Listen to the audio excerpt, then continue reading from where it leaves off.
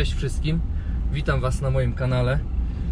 Wyjeżdżam właśnie z ostatniej myjni na trasie na miejscówkę. Myjnia niestety jest zepsuta, więc dzisiaj jeżdżę brudnym samochodem. Jadę jeździć pierwszy raz od 3 miesięcy. Niestety przez to, co się dzieje na świecie, przez to, co się dzieje z gospodarką, w pracy przede wszystkim, nie bardzo mam czas na to, żeby jeździć. A druga rzecz, że nie mam miejscówki 10 km od domu, tylko kawałek trzeba jechać, zebrać się i tak dalej. No więc jest to dla mnie trochę wyprawa. Ale w końcu się udało zorganizować. Cała paka opon jedzie. Mam nadzieję, że będzie dzisiaj fajna zabawa. Pogoda dopisuje. Temperatura dosyć niska, ale słońce świeci, jak widać zresztą w oczy. Droga jest sucha, także na miejscówce też pewnie będzie sucho. Więc trochę się pobawimy. Ma być parę fajnych samochodów, dobrych kierowców, więc będziemy się dzisiaj uczyć techniki ostro. Trzeba się trochę wyżyć po tych 3 miesiącach, zresetować i pobawić przede wszystkim. Do zobaczenia na miejscówie.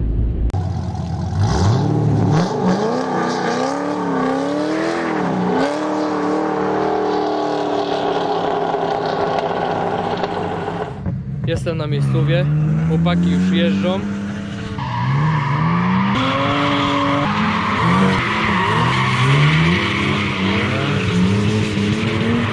Jeszcze ostatnie sprawdzenie oleju i mam nadzieję to wszystko dzisiaj upalić. Zobaczymy, czy się uda. Toro już zaczyna wysychać, warunki są coraz ciekawsze. Jadę rozgrzać furę i zaczynamy.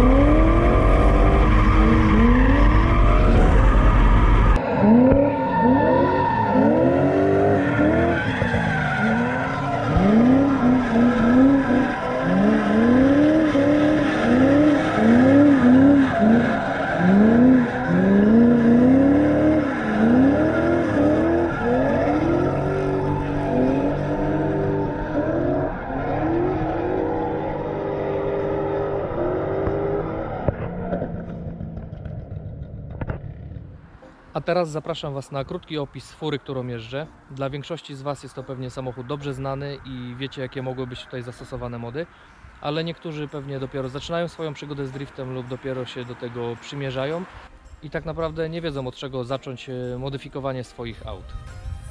Jest to BMW E36 w szałowym kolorze Boston Green.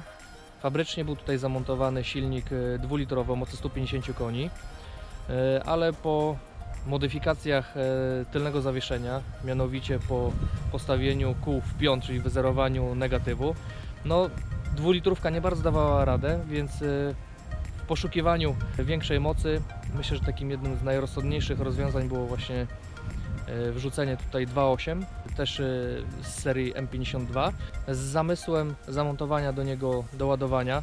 Mam nadzieję, że w niedalekim czasie to się okaże. Niektórzy z Was pewnie zastanawiają się, dlaczego akurat sedan, a nie coupé, bo przecież no, chyba dla wszystkich coupé wygląda o wiele lepiej niż sedan. Powód był prosty.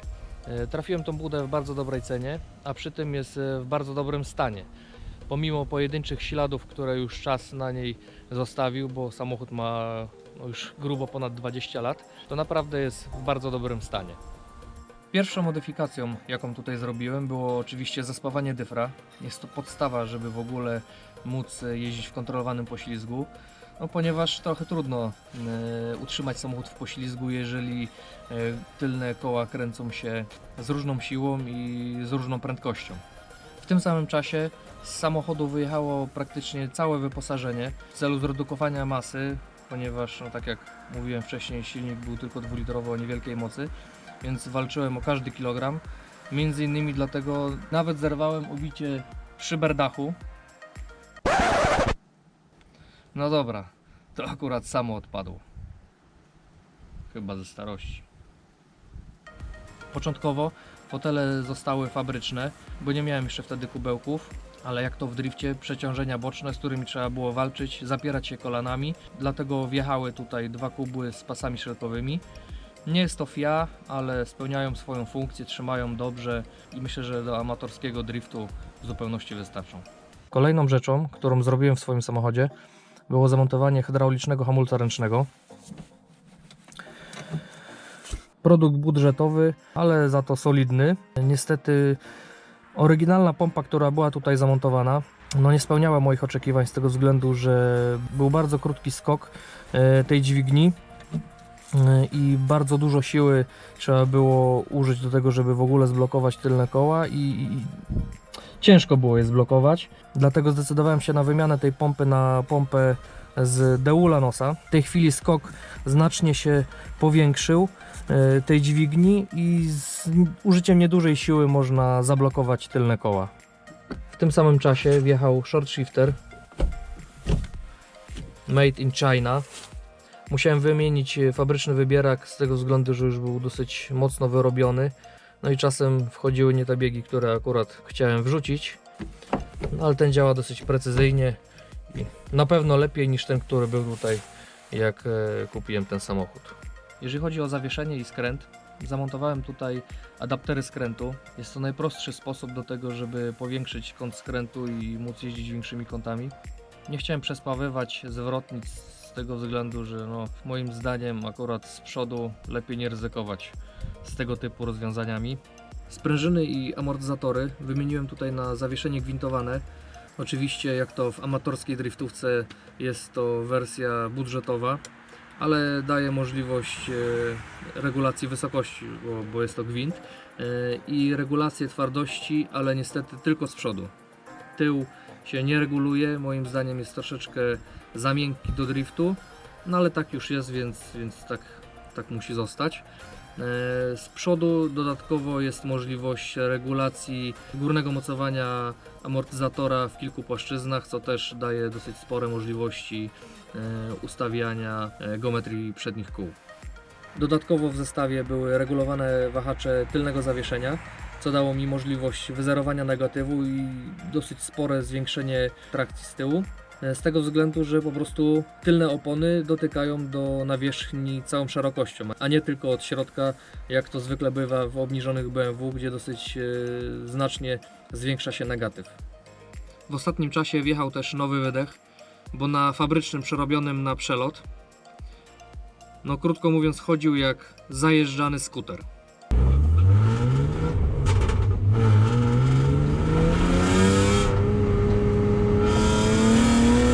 Co mówiąc szczerze, trochę mi przeszkadzało i musiałem się w końcu tym zająć. Nie jest to profesjonalny driftowóz, jest to gruz i choć staram się go nie zgruzować tak totalnie, że będzie oklepany z każdej strony, no to nosi jakieś już ślady walki, ślady jazdy. Chociażby tutaj, nie wiem czy będzie to widać, jak ostatni raz dostałem w tył samochodu, po tym jak strzeliła mi opona, no i trochę, szczerze mówiąc, ja popełniłem błąd, bo się zatrzymałem od razu i goniący mnie kierowca uderzył po prostu mi w tył samochodu.